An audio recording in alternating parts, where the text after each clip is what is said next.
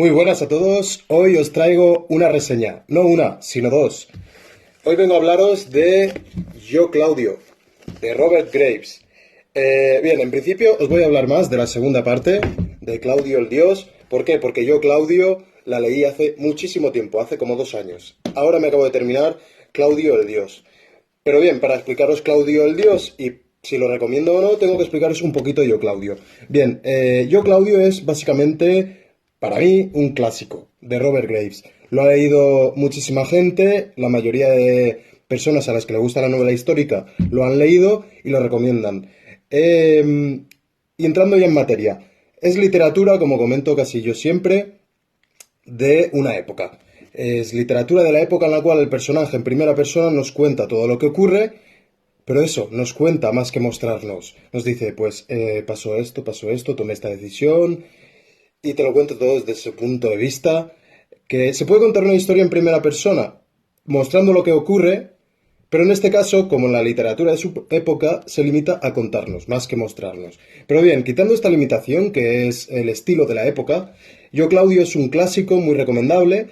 Para quien no lo sepa, va de la vida de Claudio, que fue descendiente, bueno, fue emperador, evidentemente, y pertenecía a la familia de los Claudio, que se juntó con la familia de los Julio, formando la dinastía de emperadores Julio-Claudia.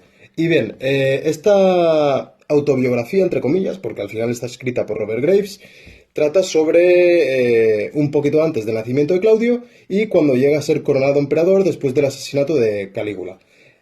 Bueno, no recuerdo bien si justamente cuando es coronado, cuando es proclamado emperador o un poquito antes de serlo. ¿Por qué? Porque cuando empiezo yo Claudio el Dios, todavía está, bueno, hacen una especie de resumen y hablan un poquito sobre el, digamos, principado de Calígula, que es el antecesor de Claudio.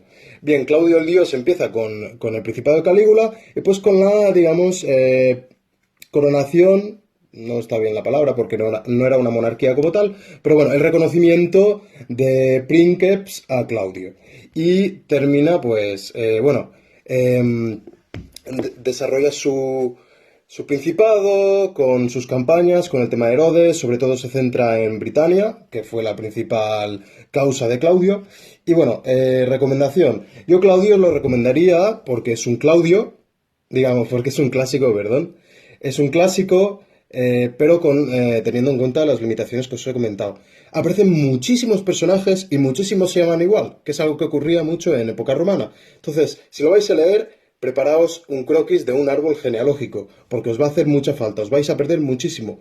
Agripina, Agripinila, Livia, Livila, en fin, vais a necesitarlo. Luego Tiberio, Druso, Germánico, Tiberio, Claudio, Druso, Nerón, en fin.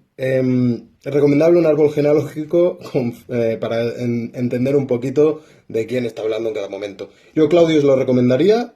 Es una especie, digamos, de telenovela turca con todos los chismes que ocurren en Palacio, que si Livia asesina a este, que si envenena al otro, que si Calígula mata a este, que si Tiberio conspira contra tal. Es un libro de conspiraciones, es la telenovela que le encantaría a tu abuela.